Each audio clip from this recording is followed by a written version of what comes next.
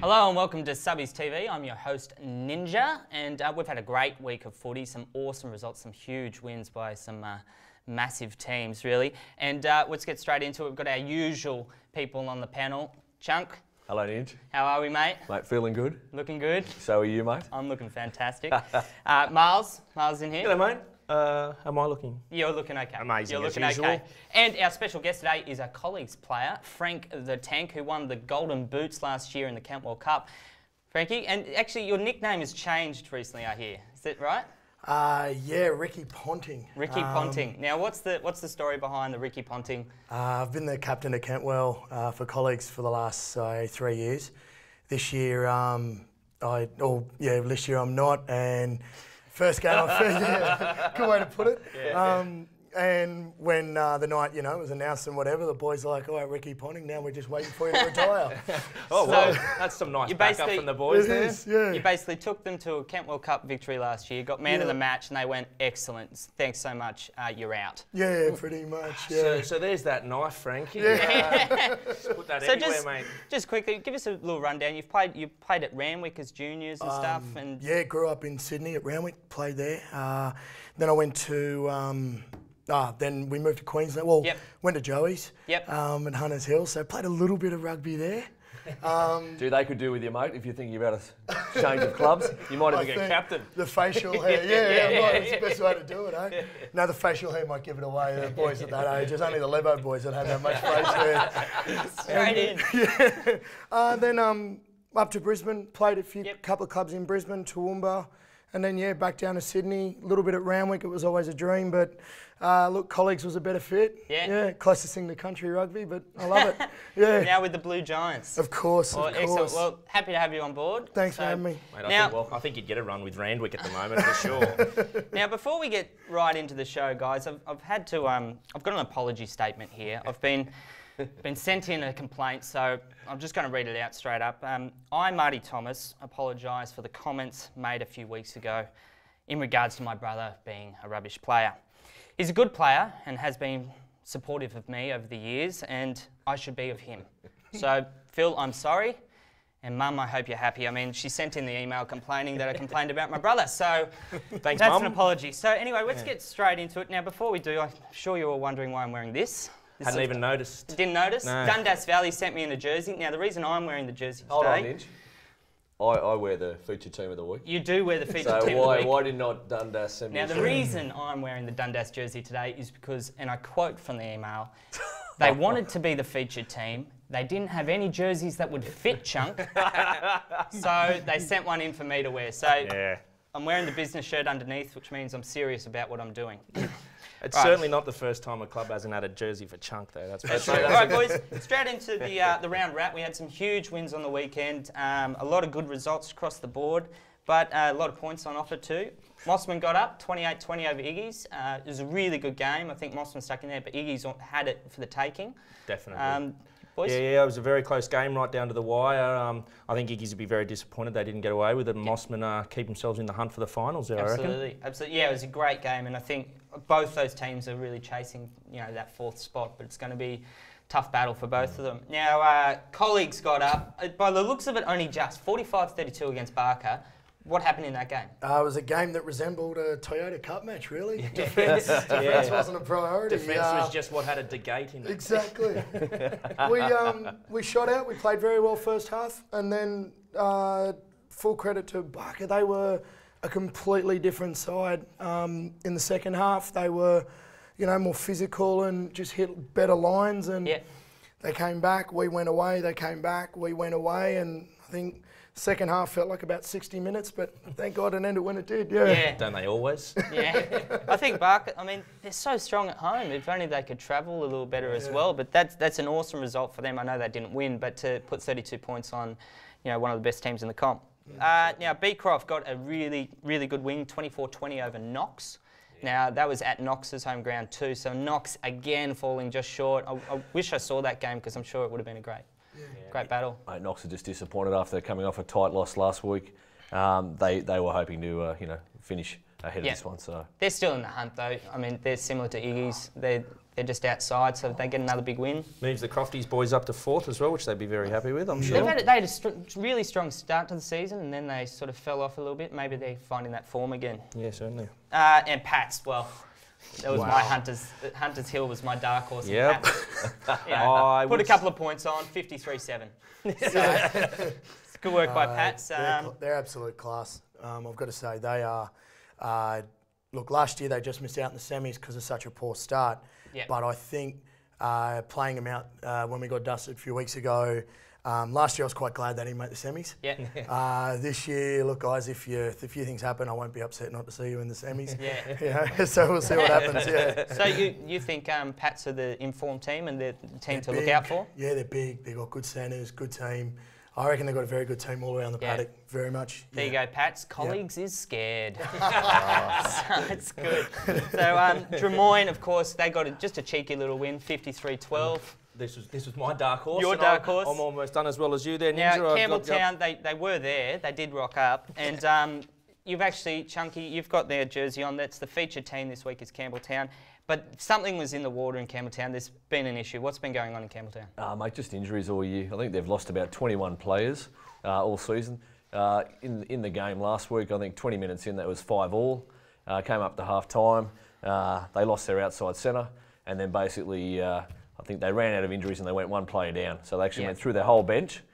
Played with 14. That's going to be tough against the table toppers, and isn't it? I got an email from Campbelltown just saying how, explaining that they've had so many injuries. They've had 21 across all grades injured, and that's hard, losing 21 players and then trying to get them to go upgrades. You had, 6 and 15 from their first grade side are out for the season, and then their replacements got injured for a long term as well. So, I mean, you've got essentially maybe 3rd or 4th grade guys coming up playing first grade. That's a huge step. I mean, one I'm willing to take on, but it is a huge step all the same. But, don't hold your breath. So it's a bit hard times in Campbelltown. It's tough out at Campbelltown, and I spoke to Glenn Packer, who's the first grade captain. And mate, because of the tough season they're having, and we spoke about this before the show, Frank, just like if we're travelling out there, guys, like colleagues and Mossman, let's get a bus and go out there and really have a good night at Campbelltown and lift the spirits.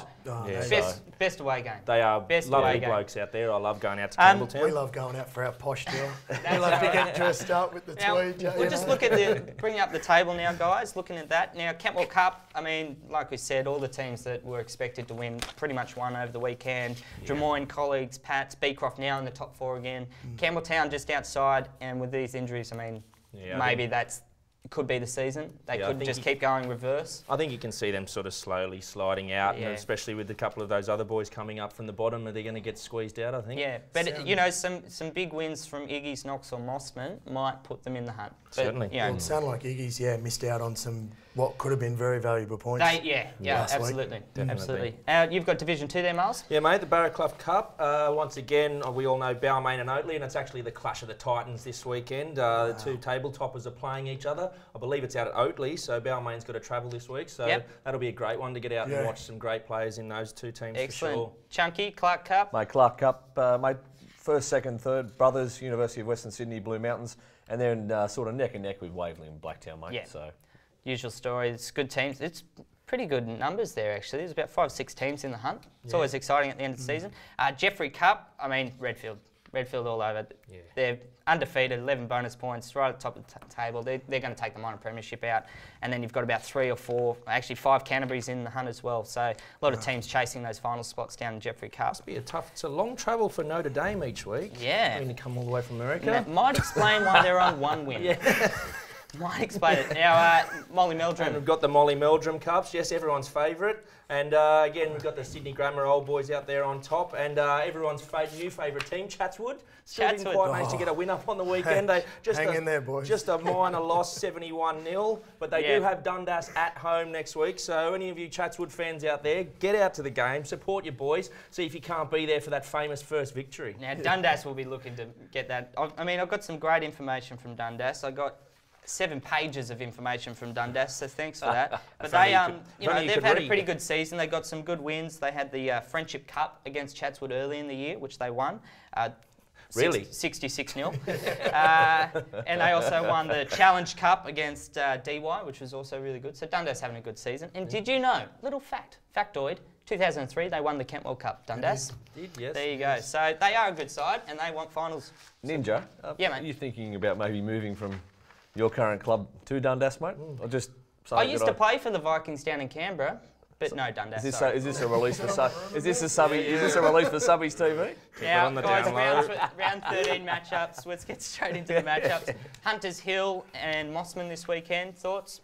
Mate, I think Mossman are too strong. Hunters are really struggling down there at the bottom of the table, and I think Mossman can, as I said, sniff those finals if they get a few bonus point wins. So even travelling, I think the Mossy boys will be too good. Hunters have had their first win and that's it. That'll do. Okay, fair enough. Colleagues and Knox, what are you thinking there? Well, what do you think, Frank? Knox are very good. It'll be a tough game. Last time we played them, they played a very forward-orientated game. Yep. We've still got a couple of injuries up front, so I think we'll be tested there. Hopefully we can get on our paddocks, please, Wallara Council.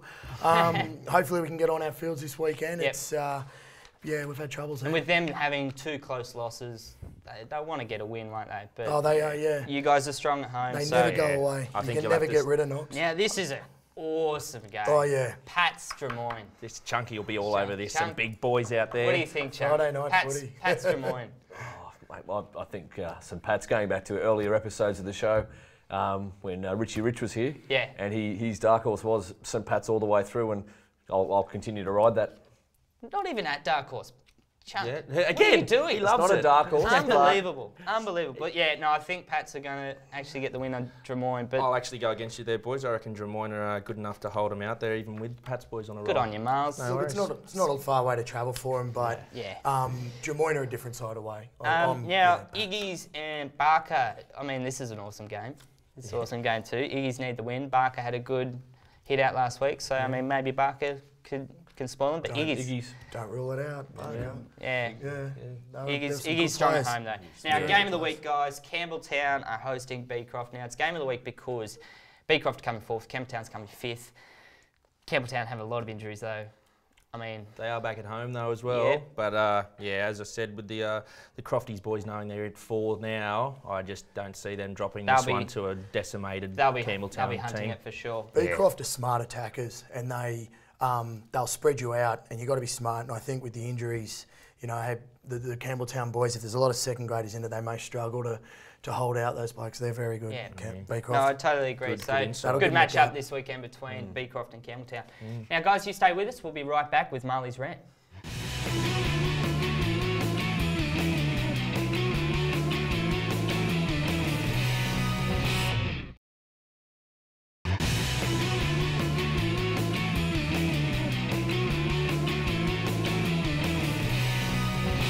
Welcome back to Subbies TV. Well, it's that time of the day, everyone's favourite time. It's time for Marley's rant. Marley, what do you got, mate? Correct, Ninja. It is everyone's favourite time. And I do have a rant, as per usual. This one's a little bit more serious, actually. I am sick of clubs stacking their middle to lower grades just so that they can win some silverware. It's ridiculous. I think we all know the clubs we're talking about. I'm not going to name names, but I'm sick of seeing 5th and 4th grade winning and going through seasons undefeated, winning by 20, 30 points, and then their 3rd and 2nd grade are getting pumped by 50 points every week. Do you get any satisfaction from that, guys? Why do you do it? Why wouldn't you want to play in the grade that you're good enough to play? Go up. If you're that good and you're down in 4th grade and you're winning all the time, how about you move up and help your club? Move up into 3rd and 2nd grade, see if you can't go for the more important thing, which is the club championship. That's my idea anyway. What do you guys think? Wow. Steam coming up. You Not are happy fired about up. it. Take a breath. just on that, Miles, what about the players that are awesome players, 1st grade, 2nd grade players, that they just can't commit to training, they can't commit to the side, so they play in those lower grades? Mate, I mean, that's a very tough situation, but I mean, if you're not going to train, but you're still good enough to be playing 1st grade, I think you should be looking at certainly at least backing up. I mean, you see a lot of these guys who just play 4th grade and then wander off. Now, if you can't commit to training, but your club's still happy to play you, why couldn't you play in 2nd grade if you're that good? Sure. And also you get a lot of guys that, because they don't have the numbers, so they stack their lower grade, 1st grade or 2nd graders or 3rd graders, whatever it might be, just to fill the numbers in the lower grade, because they're playing early in the day, couple of games off and then coming back on. I mean, that's the case as well. I think it's just against the spirit of the competition. Like, there's guys playing 4th grade like myself who are 34 and Judd Cup level. Now, looking 21 though. Looking 21. Touching on Kentwell. Where's my so wallet? harsh on yourself, Marley. Wow. Touching on Kentwell ability. But no, I get what you mean. But I think it's hard with some clubs. I think sometimes you do it. Look, you got to do it late in the season because your 1st grade might be out of contention, so you may not bring up the best player if there's an injury because your Berkeys might be in contention. But doing it from this far out, it's not cool. I agree, it's not cool. But fair enough. Yeah. I mean. Hard one. Well, guys, that's going to be the Facebook question this week. Should clubs have stacked lower teams? And so everyone jump on the Facebook page at Subbies TV, and we'll have a talk about that one. I hope Marley the tension on the table. The tension on the table. Let's loosen it up. And we'd be happy to hear who you think those clubs are too. Ninja, I think it should just be simply on a case-by-case basis. The Suburban Rugby is a forum to play rugby at all different types of levels, and we should be accommodating. So, Chunk, why aren't you PM? Just for the why aren't you PM? No, look, for the records, look, colleagues, we can't be criticised of this at all. With our last year, you're rubbish across all your grades. All right, guys. Thanks, Ninja. So we've got photos of the week now. You'll remember a couple of weeks ago. Here's the picture right now. The Stewart brothers from the Rams. And their dad there. Now, there was a rumour that the dad didn't actually play, he just threw on a jersey. We have proof. Yep. We've got proof. So here's a photo of the 2 of the boys running on the field there. And there he is, the big man, up in the line out. Climbing up. He's got the right arm up, but the left arm's holding on for dear life. So. Well, I think he's 60-something and he's running around. The bones are getting a bit and then one of the other brothers, he's a surfer. He hadn't played for years, and then he came back to that game and, he had a 5-metre run and did his knee. So he's falling over mid-run. You'd never know he was a surfer with that hairdo. Now, Hunters Hill sent through this lookalike. Now, it's one of their boys, and Patrick Galvin, I think it is, and, of course, Brian O'Driscoll asleep there with the cup, which looks pretty good there. Totally sober, I assume, when he went to bed Another like that. one sent through here is at a Balmain game. Now, this was actually from one of the King's old boys that took the photo, and the title that he put with the photo was, "Just in case they don't know who they are." Yeah, we are Balmain. Excellent. And then next one along, of course, is at the Hawkesbury Ladies' Day. This guy, all in pink dreads and everything, he ran the water all day. So what a champion. So, and I hear it was a really good day out there. And this last one, well, it's a dubious one. Let's be honest, it's a dubious one. But I got snapped fixing the scoreboards. Good on. Fixing the scoreboards. Being the Mossman 10-year-old for the day. Yeah. Marley gave me a sausage roll and a Coke and said, "Fix that scoreboard." And put on a Dundas little under-7 shirt. You seem to have failed quite badly. Yeah. In your Take it back next week, the pie. Yeah, well. Bit of spelling. Oh, well. I'll learn to count one day. Yes. Now, guys, we got a panel question sent through to us on Facebook. This is from Pete Walker. And he asks us, was wondering what your thoughts are about refs and inconsistency of scrum calling, touch, pause, engage. I find watching Super 15 there is no consistency, and due to that, more scrums are failing. Now, we've seen that in subbies as well. Do you think that's a pretty legit sort of question? I think I'll cede to Frankie on this one, being that I avoid scrums at all costs. Do you see it? Do you think they're failing and there's an inconsistency? Yeah, definitely. Look, I think on the weekend we had 5 short arms. Now, look, I'd say some of them was our fault. We had a bit of pressure from seconds, but I was captain for half the game on the weekend. Ricky Ponting was back. Right. Welcome back. And look, it was a point I brought up with the ref that the calls were a bit inconsistent. He didn't obviously. They're never wrong. Yeah, we were never right. I think the fault is sometimes people don't train the call well enough at training. Yeah, fair enough. I think that's a big one. So we're seeing it filter down pretty much. Yeah, fair enough. Well, that's something you can't help, and refs are allowed to get it wrong once or twice, but 10 times, no good. Okay, and the other one sent through. Now, this is an interesting one. This is emailed through to me from Dave. Now, he's wondering why Subbies doesn't have a knockout comp. Now, he went into great detail about it, but basically having a setup like FA Cup, so you can have all the first grade teams from all of Subbies, from down Division 6 right up to Division 1, play each other, 4 or 5 games a year, and we work out who's the best first grade team in all of Subbies. Now, and you could have a system where the stronger teams, maybe your Drummoynes, Balmains and stuff, maybe have a first round bye. And what do you reckon? We could have it? I like it. Love it. I love the idea. Chuck loves it. What's he talking, like Wednesday nights or something, maybe midweek cup in Anco Cup style? I think you could have some situations maybe as well if same teams face off in the same division. You could use their weekend game as a as a send-off pre-season. Pre-season use great. pre-season, Yeah, and there are a couple of wet weather weekends as well. But it'd be something that really need to be ironed out. But why not? I mean, because I think you see Brothers, you see Redfield. There's some strong sides in the subbies. There was players from all levels, all 50 odd clubs. I mean, why not try and work out who's the best? Logistically, I think obviously we've sort of seen it could be a bit of a nightmare, but the concept itself would be great. I think it would really sort of, and I think it'd really get everyone involved in the lower divisions and different divisions as well, and get you a bit more well to known in the subbies ranks. We'd love to hear your thoughts, guys. If you think we should have an FA Cup style subbies competition, write into us and let us know your thoughts at rugbystuff@subbiestv.com.au. Now, club announcements. Now, we've got a shout out to West Wylam Weevils. Ran into a guy that played for West Wylam and he just asked, I don't know how they're seeing the TV show, but they are. That's a beautiful name, by the way. West Wylam Weevils. But he wants a shout out to WWW. And also, one of the Rams players this weekend, Scott Thurbon, is playing his 300th game. So good work to him. So that's a big effort. And here's the real thing: is he's 32. He's 32 and he's playing his 300th game for Rams. So excellent. Now we've got some events coming up. Hunters Hill have their Back to Baronia Day this weekend, and that's against Mossman. Again, celebrating championships in 72, 82 and 92. So good work for Hunters. So everyone should get along and support that. Mossman Rugby have their supporters lunch on July 27th. Chunk, you're involved with that, At the Hilton, yep. Robbie Deans, guest speaker. So guest speaker. Great day. Brilliant. Hawkesbury Ag Businessman's There's a lunch. lot of businesses out there. Businessman's lunch, perhaps.